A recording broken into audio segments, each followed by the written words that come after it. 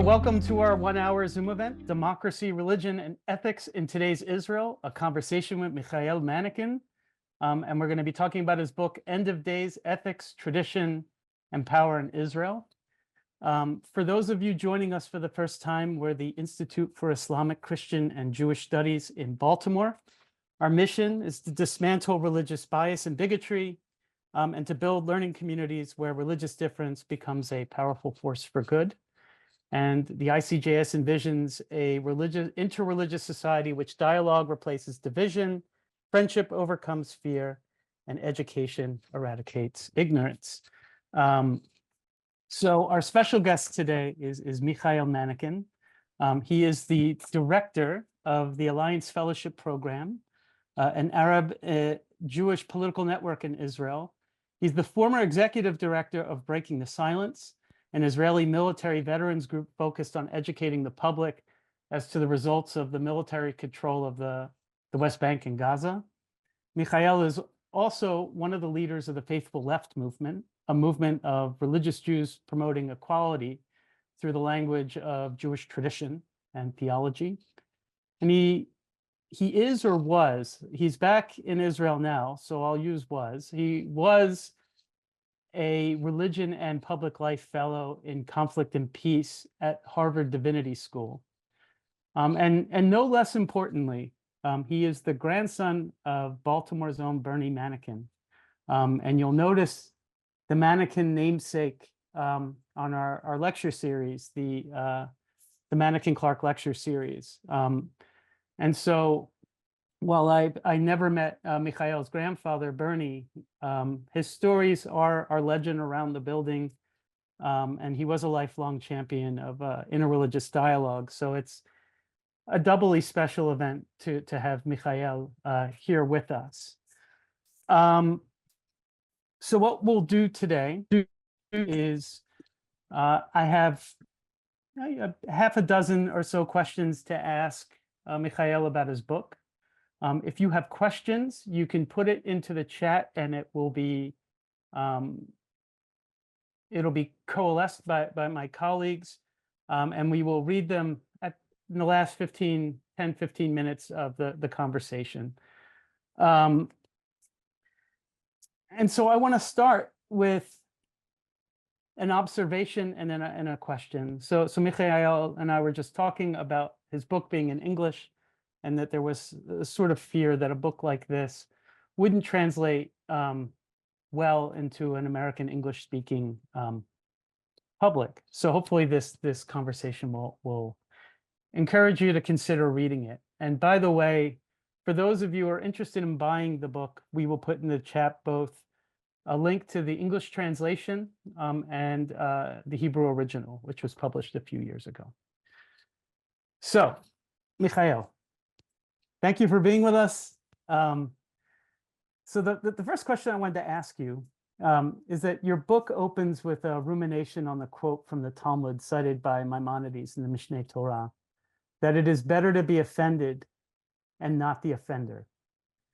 How do you think this quote helps to teach people to live and act politically in Israel with a conscious commitment to Jewish ethics? Wow. Thanks. You can also talk about your dad's commentary on that comment too, which is helpful. Yeah. So even before I begin, I just want to frame it's such a for me. I mean, thanks everybody for joining, but also especially for sort of the mannequins here on the call. I mean, for me, this book is while the book is definitely a focus. There's a focus there on my maternal side and my grandfather's, my mother's father's immigration to Israel. For me, so much of this book is from my father's education, and that relates to that quote specifically. And so much of that education has to do with his Manekin Baltimore upbringing. And that's why it was also important for me to bring the quote in the beginning of the book. Better to be the offended and not the offender is not from Maimonides originally. It's actually a Talmudic quote, but it's it's in Maimonides, and I know it from Maimonides because my father is a Maimonides scholar. The notion is, I think, very much part of ethical Jewish tradition.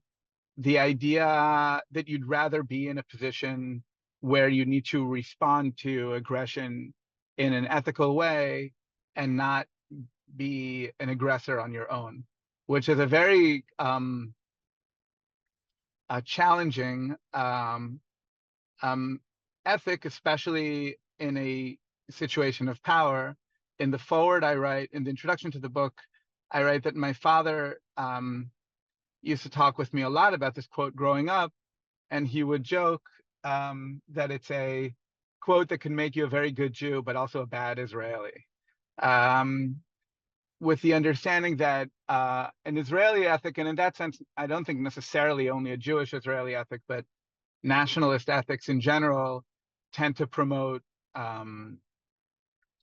let's call it more aggressive behavior, or behavior which focuses on things like national pride and national honor. And the questions which I'm trying to think about in the book is, how do we access traditional ethics, which in the Jewish context were many times written from a perspective of seeing power from without, meaning from a place where we're the oppressed or we're the marginalized. How does one access that tradition, or can one even access that tradition when one has power or the ability to use force? And that question is obviously not only a theoretical one. I'm asking it as an activist, as somebody who leans to the left, who's interested in equality, who's interested in dialogue, who's interested in relations between Jews and Muslims and Christians, and believes, and I was educated to understand that we have definitely a strand in our tradition which promotes that, and I would even argue a central strand. So is it even possible to access that within the context of citizenship, of power? I think a lot of time today, when we imagine voices of religion in Israel, we definitely don't imagine voices of empathy, humility. Sadly, we more imagine voices of aggression, of a sort of a hardline attitude, a negation of the other, and so on. So the book is really an attempt to try to first explain what happened, that this tradition, which was so central to Judaism, became much more marginal, and second, to try to work out the ability to re-access that tradition from a perspective which doesn't negate the fact that I'm an Israeli, I raised my children in Israel, I love living in Israel, this is my home. So how do I be a good Jew in that context? It's a question that sort of I'm trying to articulate at least an initial response to in the book. Yeah, well, and in your first chapter, Remembering, you describe a moment where you believed yourself guilty of Chilul Hashem, of desecrating God's name, which occurs, I guess, when Jews act immorally in the presence of others.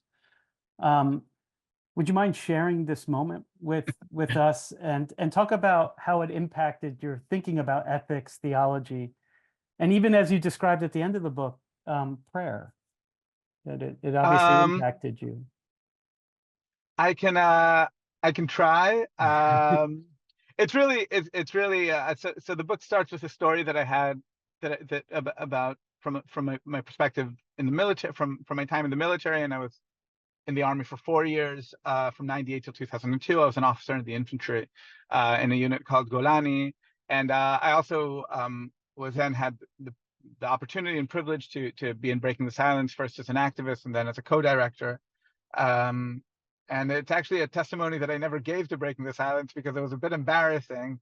And I put it in a book thinking, well, I just wrote it, so I don't need to talk about it. And then it always comes up in questions. So I'll do my best. It's not, I think that it's not a story that I think is, definitely with what's happening now. It's a story which might be considered very light. shortly, I was occupying a house in the West Bank. It turned into a makeshift base. The Palestinians in 2001, I think, 2002, 2001. It was a time which was very violent, and the way to protect settlements was to basically occupy houses and villages nearby and basically protect the roads from windows. The houses were obviously Palestinian houses, and families would either be put in the bottom floor or we would be moved to a neighboring house, which was the case in our instance. But in the context of this story, what happens is that you spend enough time in an area, the environment, you start disassociating from it. And once I went out of the house to pee, because there wasn't a working bathroom, and at a certain point, while I was already sort of doing that, I saw the owner of the house, who was living next door. It could have been my grandmother's age, standing a couple of feet away from me, and just looking at me with just sort of shame and maybe even disgust. And I write in the book that I had a helmet on, but I was very conscious of the fact that I wear a kippah. I'm an Orthodox Jew, and I was very conscious of the fact that I was behaving in a way, or I was a type of person that I wasn't educated to be, in my inability to see my surroundings. And I'm not putting any blame on anybody else, obviously, other than myself, but and this is obviously not a story which has any sort of consequence legally or otherwise, but just in terms of my individuality and asking what kind of person do I want to be, and more as a parent, what kind of children do I want to raise? I want to raise. I'm part of a tradition that wants to raise children who see others and see others' humanity, and respect others, and that includes a whole lot of what we call in Hebrew midot, or what would be translated to English as virtue ethics. A whole lot of concepts such as humility, generosity, lack of pride, and so on. And those types of words are not words that you will see in a military handbook or even in a good citizen handbook. Those types of words are words which are not necessarily respected in Israel's religious society, which is where I raise my children. The idea of pride and honor has become very, very central, and the idea of aggression has become very positive. And in many senses, the idea of vengeance has become a positive ideal. And it's just something which is very, very disconnected from how I think God wants us to behave, and also how I think my parents would want me to behave, which in many times, and definitely in Jewish tradition, and I imagine others, is very connected to each other, right? Because you try to be a proud part of your family's tradition, which is another way of talking about religion.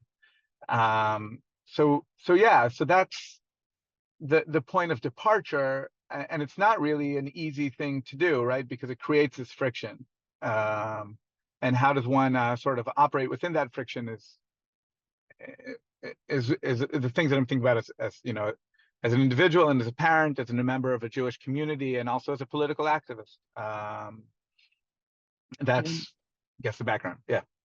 No, I mean, I think what was helpful about when I read it is that in interreligious dialogue, there are many ways where we become cognizant of our power, of certain prejudices in society that sort of take over our bodies and selves.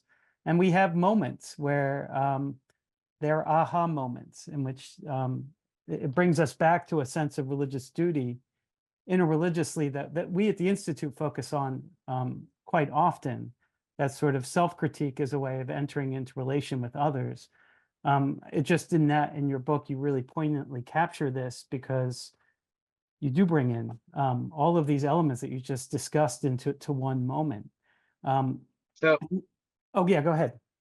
yeah, no. Well, first, thanks. I mean, it is. I will say that that more since I wrote the book, I've come to realize and come to learn more how much of when thinkers were writing, Jewish thinkers were writing these ethical texts in the Middle Ages, how much they were affected by neighboring religious communities, particularly Muslim, in Jewish instances. So we were speaking a bit before the call. As you can see, I'm in a car. I'm actually in Akko in the north of Israel. I've spent the last couple of hours with the fellowship that I run, seeing Akko from a Muslim perspective, and learning Muslim history today. Yesterday was Independence Day. 2 days ago, it was Memorial Day. Today is the day that commemorates the Nakba. So for a Jewish, somebody who does Jewish Palestinian dialogue, it's really, really complicated. But one of the things which was so inspiring for me an hour ago was we were sitting in a similar to a mosque, like a Sufi center of study in Akko, and so much of our Jewish tradition, which was written in Akko and in other places, was affected by conversations in these spaces with Muslims and in some areas, in European areas, and with Christians as well. So definitely, it's not only that the introspection is similar in various traditions. I think the idea of introspection is taught simultaneously and learned simultaneously by various traditions. Yeah, sorry for Yeah, interrupting. no, that's great. No, I was going to ask you another question. Sure. So you're named after your mother's father, and you talk about that Yeah. in the book, and you write that the power that you hold as an Israeli citizen is what stands between you and his religious world, and that your book, in a way, is to bridge the world of your grandfather and yours. Would you mind Yeah. describing what his religious world was and why that might present challenges to the current state of Israel's politics or ethics? Sure. I mean, I can try. Well, you did it You know, already, so it's really weird explaining somebody that you didn't know. And I would say more importantly, I learned about him very much as an adult through basically forcing my mother to have conversations um, about him and about her childhood. Um, my grandfather was. I want to start maybe from the farther end. He was definitely not of the left.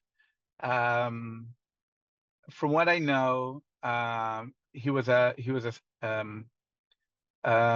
know, an Eastern European Jew from a village. Was a trained as a butcher, like his father and grandfather, and down that line. And during the Holocaust, and in a Hasidic family, I come from on that side from a Hasidic family from a Belz community, and during the Second World War was basically with his family constantly sort of moving eastward. So my oldest aunt, who has since passed away, was born in Poland.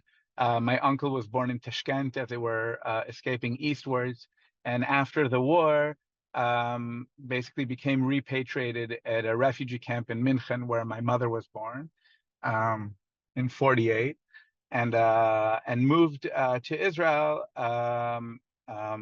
in '48. So he came from a community which is no more, in many senses, really no more.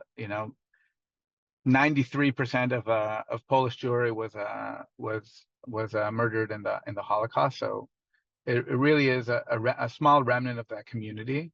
And in the context of the book, we found letters of his that he wrote when he was arriving in Israel. So first part is written on the boat when he's looking at the Carmel Mountains, which I can actually see right ahead of me. The second part is 2 weeks in, I think, or 3 weeks in, where he's already moved to sort of tent.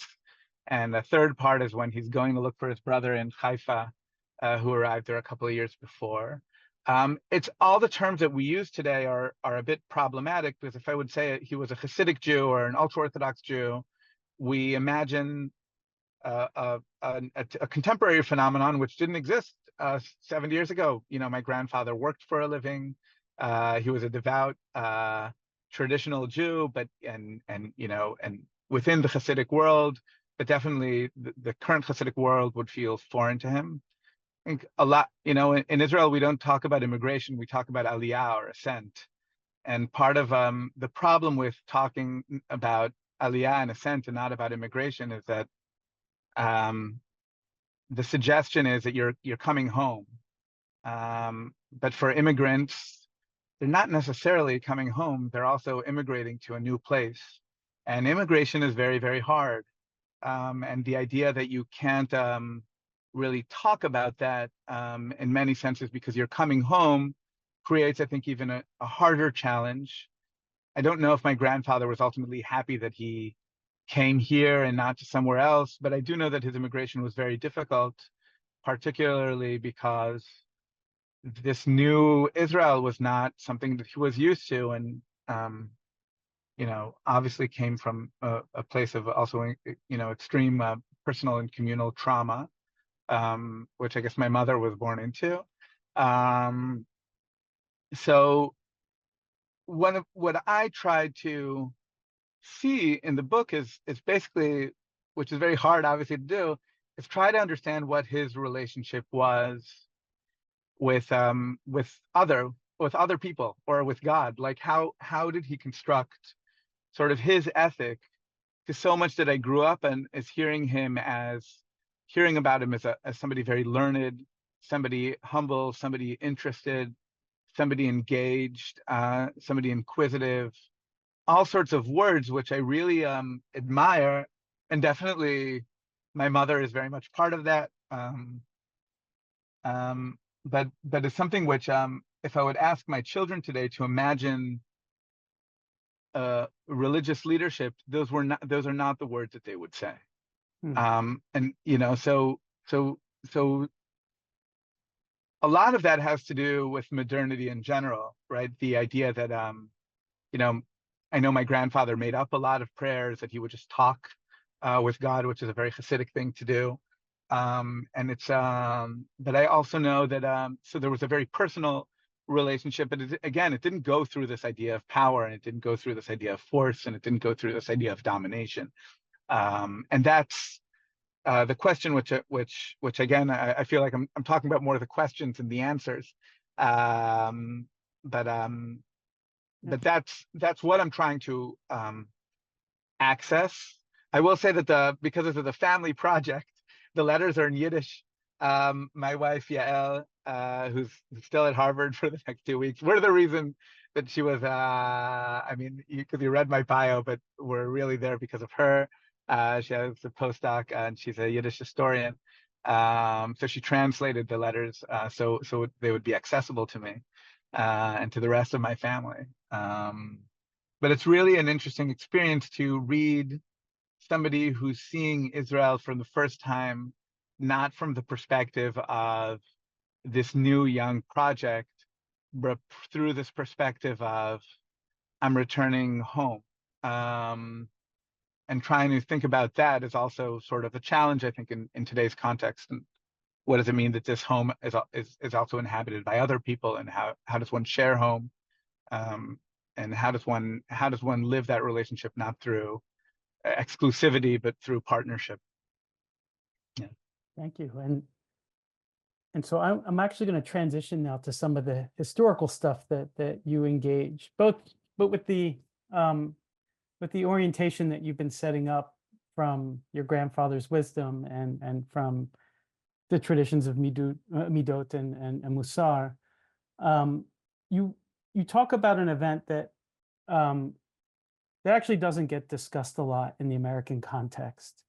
And in fact, I didn't learn about it until I was after college. And I thought myself to be known in the history of Israel and Zionism. So on October 14th in 1953, you have this traumatic event where Israeli soldiers kill more than 60 residents, primarily women and children in the village of Kibbutz, in an attack meant to avenge the murder of a mother and her 2 children in the Jewish town of Yehud. And you write about how this moment led to a vehement conversation about the ethics of Jewish political power, and that there were several people who were at the forefront in debating this. And one of the critics at the time was Yeshayahu Leibovich. And you write about how he, in some capacity, since you read him after your bar mitzvah, he's an early influence on your thinking. Would you share how Leibovich described the event in Kibbutz and his really provocative statement that the Jewish ethics is a contradiction, and what that means? I'll try to do him justice. So yeah, this all goes back to family. So the book by Yeshayahu Leibovich, yeah, thanks. You did a great job of packing that into a question. The book by Yeshayahu Leibovich was given to my older sister, Dvora, by my dad. Yeshayahu Leibovich is less known, I think, in the U.S., but definitely if you're a Jewish Israeli, you usually know him. Definitely, if you're on the more progressive side, you know him. And if you're a religious Orthodox lefty, which there aren't, to be fair, many of, Yeshayahu Leibovich is considered sort of one of our great, examples and leaders. And he was, my folks took me to his funeral I think it was like in the mid-90s when he passed away. And me and my older sister, we would go to lectures of his as kids, sent by my dad and mom to lectures of his as kids. But I was interested in politics from an early age, and he wrote a lot about religion, but he wrote a lot about politics.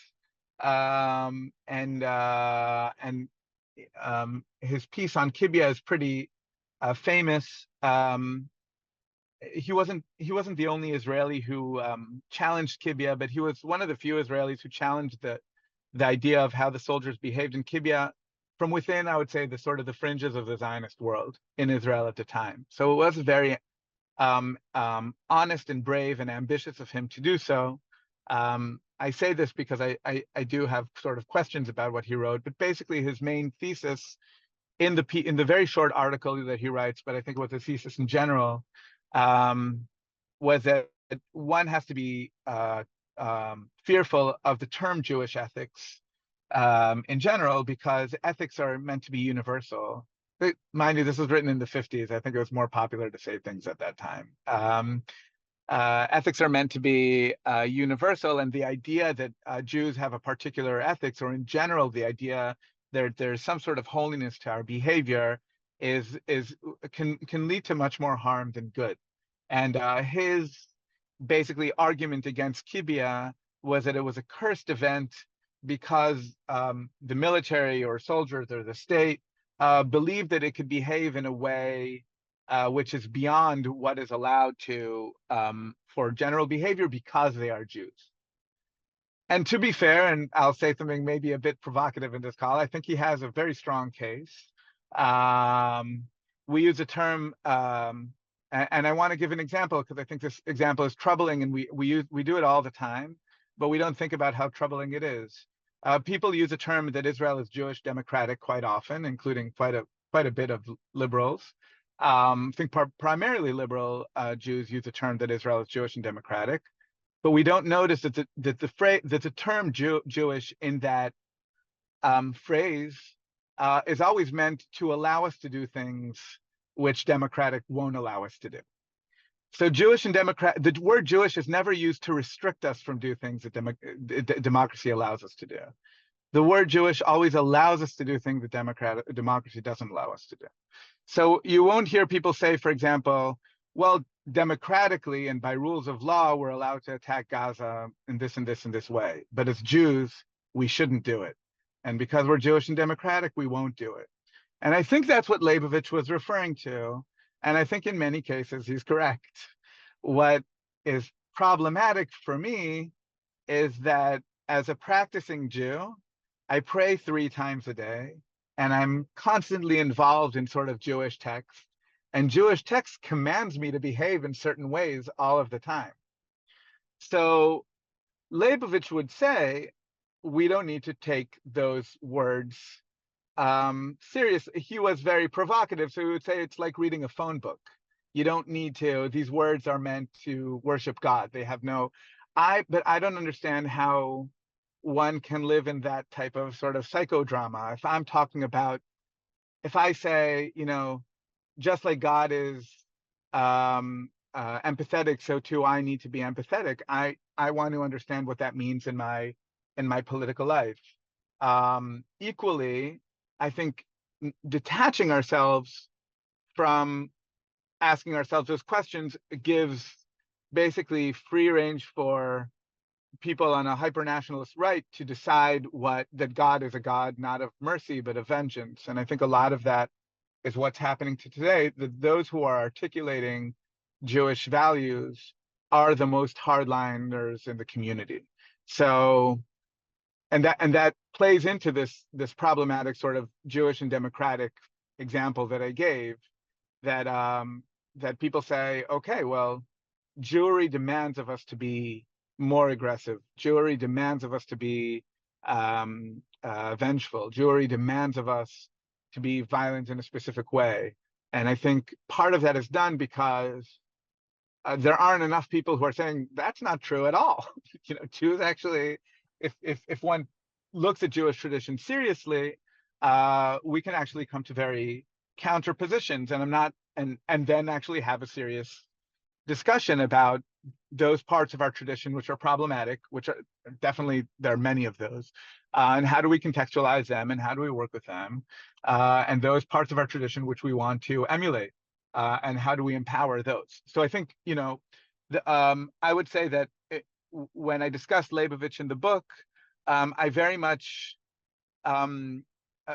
agree. I'm a product of his education, of the fear of what happens in the religious, with religion in the public sphere, if one isn't careful. But I think where I sort of maybe part ways is that my faith really does inform my activism. I think God is upset with us as Jewish people when we occupy Palestinians. That's how I read the text. And I think that requires of us as ethical religious individuals to fight against that domination, as not only as a political act, but as a religious act. And if Leibovich was here on the call, he would say, are you crazy? But that's, in many senses, I think how I read text, and in some ways, even though my dad would probably agree with Leibovich, I still think that's my education at home.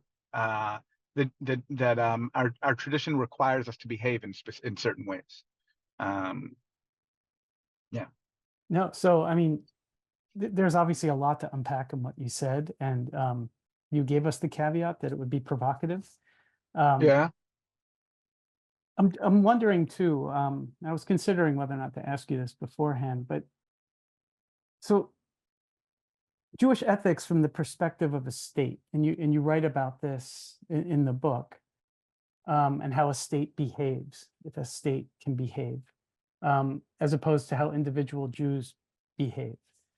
I can hear a certain rejoinder from certain echelons of some religious society that says, well, if you don't have power, you become powerless, and an ethics that doesn't take seriously the use of power as a way of self-preservation. the idea if there was no occupation that there would be some existential threat. That sometimes these things need to be put in place as a way of protecting Jews from the history of anti-Semitism. What, and I'm sure you hear this often. What's the response to the idea that by focusing on the midot and musar, it sort of champions and almost elevates oppression of Jews in the sense that Yeah. Okay. There are a couple of parts to that question, so I'll try to answer that in the way that I can.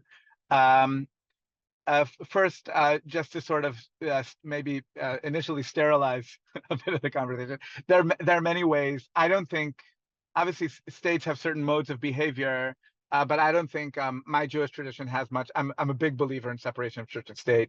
I don't think state. I think states is states is the current mode of operation in the 21st century and in the later in the 19th and 20th, and maybe it'll be replaced by something in 150 years or 300. We don't know. But states are legitimate in the fact that that's what they are now, and states should behave democratically, and Israel should behave democratically as well.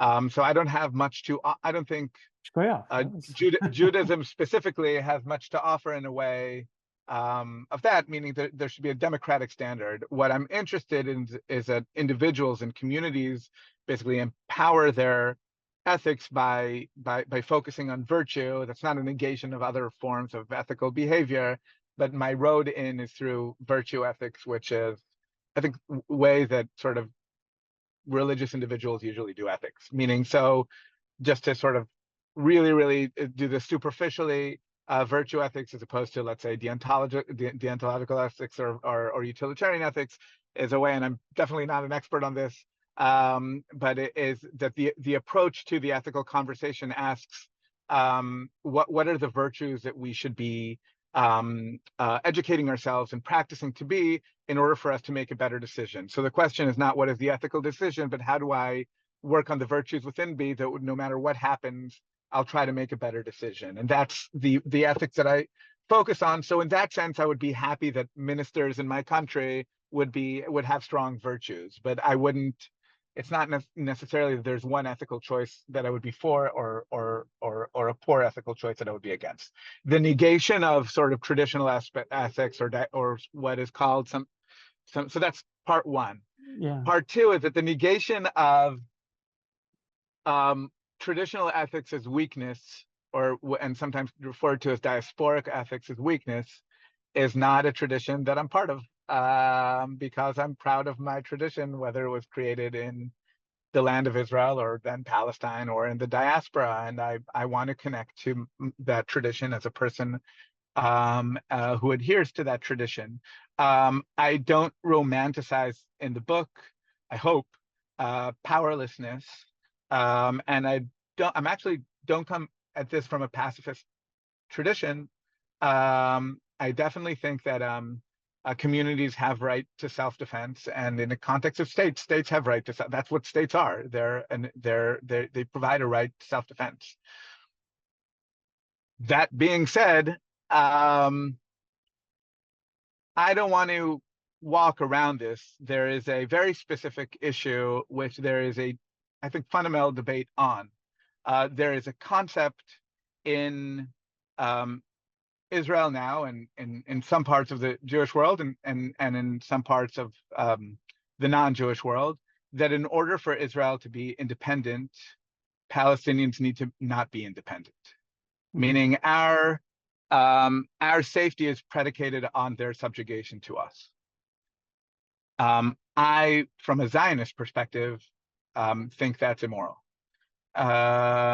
If my freedom is predicated on the subjugation of others, then my freedom is immoral.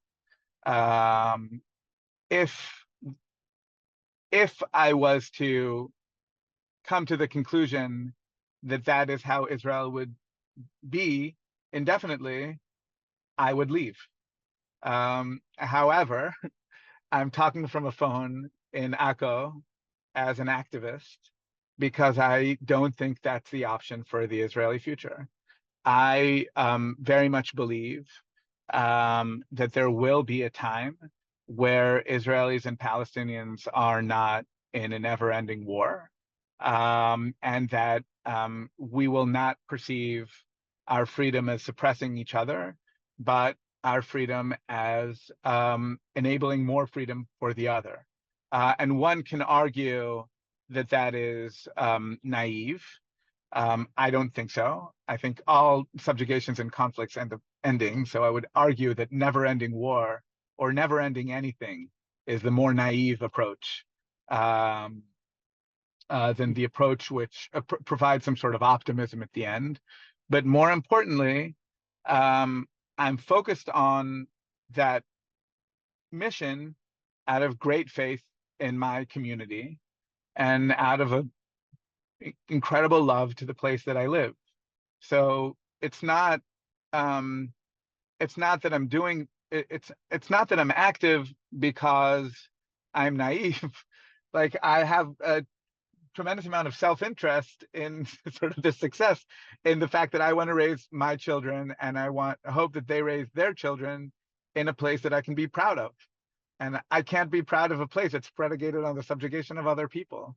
That, and I think that's a long tradition of, religious thinking, be it, Jewish tradition that I'm very proud of. There's definitely Muslim tradition to this, definitely Christian tradition of fighting oppression and slavery and gender inequality and economic inequality. And I'm part of that faith and tradition in a Jewish perspective. So that's where the reason I'm trying to stress this point is my hope that Israel isn't predicated on the subjugation of others is not based on a negation of Israel, but rather on an incredible faith in Israel and its ability to see past the structure which it created, both from a naive perspective and perhaps from traditions that I'm opposed to. Thank you. And for those of you who are your chat sending messages to me, you should send it to the click here at the very top of your chat, so that my colleagues can put it in the document so I can ask your question, which we'll do in a few minutes. And all questions will be asked anonymously, so I'm not going to cite you. So with the idea too of the idea that Palestinian liberation doesn't in any way negate Jewish liberation, you write at the very end about a Rabbi, Aharon Shmuel Tamaris, who I know is not very well known in the American Jewish world. Yet. Well, that's why I'm asking for the millions of people who will watch this. So you write about his rabbinical approach to nonviolence. And so how is his approach helpful to helping others see the point of view that you just described, a world where the safety and security of all people democratically is the mission for everyone, that there is a nonviolent path, that we don't have to exist at the expense of someone else, that my freedom doesn't have to be at the subjugation of others. How does Tamaris help us think about that? So Tamaris, like many good things, was introduced to me by my mom, who I think gave me, I think I was in the army. She gave me just like a Xeroxed A4 copy of like everything that he wrote. And thankfully now he's being published and republished. And I know he's also translated to English, at least parts of his writing. So he exists in the English language. Is a rabbi working primarily during the First World War, many times known as a pacifist rabbi. I'm not sure he would necessarily argue that about himself, but definitely one which was very skeptical of state violence and of states in general. I'm not going to go into everything he said that I quote in the book, but I would say that he recognizes. I will say something. um, he makes a distinction between two types of violence, what he calls violence of the heart and violence of the head. Violence of the heart is when we are angry or we're vengeful and we do something. And those are usually done in private because we understand that if we're seen, we'll both be punished, and there's a shame in our behavior. So when we act violently because we're upset, there's a shameful element of it. But then there's something called violence of the head, which he associates to state power or power in general, where there's a convincing of the entire body politic that the violence is necessary and obligated. And in many senses, it operates the opposite from violence of the heart, in the sense that when you're on your own, you clearly see the bluff. Meaning you're the only way you accept the violence is if you become part of the masses. So what Tamaris would argue is that both that the violence and he gives us as part of a Passover understanding of why it was important for the Torah to be given after we learn about the subjugation to Egyptians, because the violence of the head is much more dangerous than the violence of the heart and much more evil, and Torah needed to negate itself to that. In our context, I think what Tamaris does is creates something which is very much needed in a populist world, which is skepticism. And I think in many senses, skepticism is the opposite of populism. So, in both of our states right now, or countries, there's a sheer amount of populism and populist leaders on the rise or rising. And hopefully the non-populist leaders will win over. But then the question is, how do you react to that populism? And a lot of that has to do with something which is very challenging, which is second guessing everything. So when Israelis say, and many of my friends say, but we need to do this in order to survive. We need to subjugate in order to survive. Just say, really? And I think that question in a populist setting is such a radical question of saying, let's rethink that. And many times you come to the conclusion that actually it's not the only option, and there are other things we could do. So that's where Tamaris, I think, is very effective to me, that so much of violence is conducted because the people who are part of that violent atmosphere are sure that they have no other choice. And I've definitely been in situations where I both encountered violence and was violent on my own because I was part of a group that was convinced that there's no other option. And for me, a lot of our tradition is a tradition of skepticism, of saying we need to we need to listen to hear everything, and then we need to stop and rethink everything we just heard in light of the traditions that we have, and then re-ask the question, well, is violence necessary or not? And that's something which is very, very difficult to do in a populist age, but I think it's what's mandated from anybody who's in opposition, is that second guessing answer. So that's, Tamaris has so much, but we'll just stick to that right now. No, that was great. Thank you. And sure. I'm going to go to some of the questions from our chat now for our last 10 minutes. There is an English translation of some of Tamaris's writings that we could probably send out. I think his name was Gendler. Gendler, yeah. Yeah. Sorry, it's getting dark. I turned on the light. So I have my Zoom light. Yeah, it's okay. Makes me look more bald. But one of the questions comes from someone who feels is very involved in thinking about how Israelis, Palestinians, Jews, Muslims, and Christians talk about the conflict. And there's this fear that when you're expressing some criticism or concern about Zionism in general, that the accusation is that you'll be an anti-Semite. And that this is particularly complicated, at least for Palestinian Christians and Muslims in the U.S.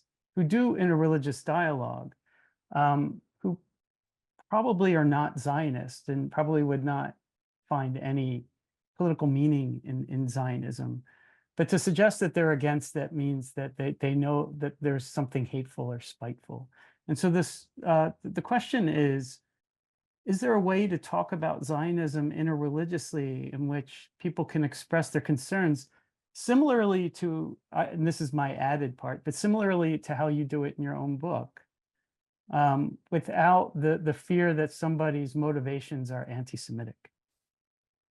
No, I totally understand that, and definitely, look, most of the people I work with, I've been very fortunate that most of the people that I work with in Israel are actually not Jewish and are Palestinians. And I, before on this call, identified myself as a Zionist, and I would do that again. But definitely, most of the allies and partners that I have are non-Zionist, and I don't have any expectations of them being Zionist, especially in a context when they're living in Israel, and see that ideology as something which is currently marginalizing them. Hello? Yeah, sorry. I got cut off for a bit. I understand that there's so much hyperbole around the conversation of Zionism and anti-Semitism, and definitely in this context, it's very hard for me to respond other than saying that I definitely am aware that there's a fundamental difference between Zionism and anti-Semitism, and I'm also aware that there's some anti-Semitism that we need to deal with. So the only good answer that I have is, try not to be anti-Semitic. It's not, one has to self-question, and just like I need to question myself, when am I saying something which is hurtful or problematic or Islamophobic or ignorant, and how do I re-educate myself? But I would argue that one needs to stick to it. The idea that that anti-Semitism that anti-Zionism is inherently anti-Semitic is one which, if you're an Israeli Zionist working in left spaces, one which makes no sense, because I as an Israeli living in Israel and as a Zionist, I work with non-Zionists all the time. They're some of the closest, some of my closest friends. They don't have an anti-Semitic bone in their body, and I feel incredibly comfortable in their home, and they feel incredibly comfortable at mine. And we argue about Zionism, and that's fine. But that's the only thing I've got. I recognize that it's a very challenging time to have this conversation, and there are so many people pushing from left and right to dumb the conversation down. My sense is usually that if you're doing the work that you believe in from a place of good, you're usually able to move past those conversations over time. And so we have another question about the rabbinic tradition, and the question is, what do you think the rabbinic tradition says about what to do with those feelings of offense or grievance, about a politics of offense and grievance? Well, first, there are a lot of different rabbinic traditions. So we need to recognize that there is a choice. Anybody who's within a tradition has a choice of what parts of the tradition do you choose to be part of. I focus a lot in the book on the concept of patience as an opposition to vengeance. We talk a lot in modern context of toleration, which I think is actually a problematic word in this context, because nobody wants to be tolerated. People want to be, loved and respected. But I think people do want you to experience patience towards them, and the idea of thinking before you act as opposed to vengeance. If I understood the question, is something which is very central in rabbinic tradition, and not operating definitely aggressively from the heart, but rather from the mind. So a lot of focus is given to minimizing self-defense to when it's absolutely necessary, and actually not inflicting harm if it's not incredibly necessary. It's not so a lot of that forces you to constantly rethink the situation, which is why in the book it was actually not important for me to be too sort of like political in the sense of we must do this and we must not do that, because I think a more sound sort of tradition would be, this is what we've got, now people should make their own minds up, if that makes sense. Yeah, no, it does. I mean, it's obviously a complicated question too. Um, Yeah. we have a question about the reception of your book in Israel, and how common is your view? Are you there's an assumption that you're a minority voice, but um, how how's the book Yeah, I doing? can How never are there. But uh you know, in general, books are not good assessments to where popular sentiment is. The book is doing a third run now, so it's sold very well compared to, you know, books of this type. But you know, it's not going to get me elected for prime minister. It's a book for, you know, so it's obviously books are elitist in general, and they're created for, you know, specific people who are interested in that issue. So that's regarding the book. So it's done very well for in the context and genre in which it operates. Politically, on one hand, I would say, yeah, obviously, religious left, or maybe not obviously, but religious left is a minority. It's not a hegemonic position in Israel. It's definitely a minority position. That being said, it's much larger than people think. We started a movement around a year and a half ago called the Faithful Left. We told our friends who are not religious, and they said, "Oh, all 5 of you." The first conference, 700 people showed up. The second conference, almost 1,000 people showed up. The second conference was one of the first left conferences created in Israel since the beginning of the war, and still 1,000 people showed up. I believe that our role as a religious and political minority is to create a counter option for those who are interested in it. And I realize that our role is not only towards, you know, my primary role in doing this and writing the book, and I write this in the beginning of the book, is for my kids, so they can understand, you know, what tradition they come of. But politically, I want to have a Judaism that people are proud of, and they don't need to, you know, keep Shabbat or keep kosher, but I want them to know that they're they can be proud of the tradition that they're part of. So we're not only operating because, you know, we want to gain, you know, we want to build a political party. I'm aware that in today's context, we're a relative minority.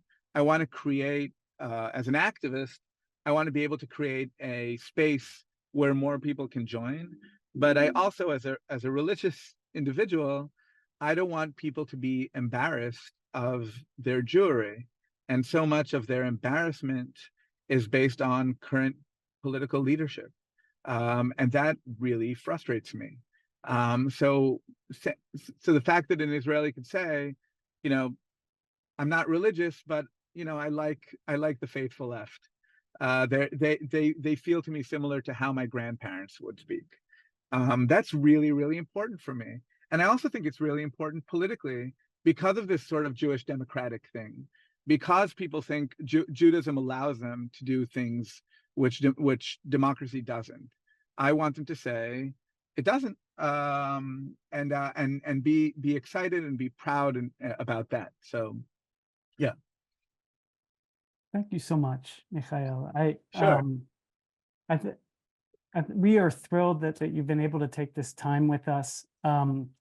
Unfortunately, we do have to end because we want to be cognizant of people's time. But before everyone goes, there are several things I want to share, especially with Mikhael. I want to share a quick anecdote about my relationship to the Manekin family. And then my colleagues are going to put into the chat 2 things. One, a survey monkey, so that you could take a few minutes to let us know what you thought of the event, and any lingering questions you might have. And the second, we want to share our upcoming event in June, where Zainab Zailagan, my colleague here, We'll be talking to Gulania Valencia Banks, the chief of immigrant affairs for Baltimore County, and how she approaches her work and how her faith motivates her. So relevant to what Mikhael was talking about earlier with immigration. I came to the ICJS 10 years ago, not knowing much about this work. And one of the first people that I met was your father. And he invited me to spend an afternoon with him on campus at the University of Maryland. And I found an immediate political kinship with him. And as someone who studies Jewish philosophy, another teacher, but he gave me advice on how to negotiate these complicated conversations, but with the convictions that you've laid out. And so, speaking personally, and I think some of your family members too who are here, it's wonderful that it's come full circle, that you got to be here with us and sharing your peace work, and it's just my opinion, but your wonderful book. If you're interested in reading it, it's available in English. We have the links. Thank you so much. If you want to stay for a few minutes later to schmooze, that's fine. But if you want to be on the road, you should go home. I can see that. Yeah, I got That's apologies. fine. No. Yeah. So we'll see everyone again in a month. Mikhael Manekin, thank you so much. May we see peace in the next hour, the next day, the next week. May it be soon. Thank you. All right.